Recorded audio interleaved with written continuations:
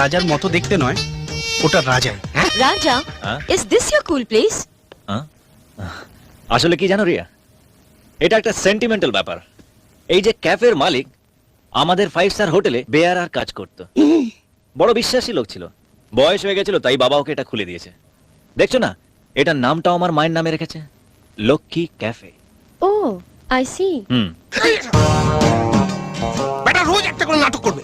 রঘুদা, দেখোই না আজ আবার কি নাটক করে। থাক থাক থাক, এই পায়ে হাত দিয়ে প্রণাম করাটা আমার একদম পছন্দ হয় না। আর তোমাদের ব্যবসা ভালো চলছে তো? আর তোমাদের ওই ওল্ড ম্যান মানে বুড়ো বাবু, তিনি কেমন আছেন? উনি ভালো আছেন, তবে ওনার ছোট ছেলেটাকে নিয়ে খুব চিন্তায় পড়েছেন।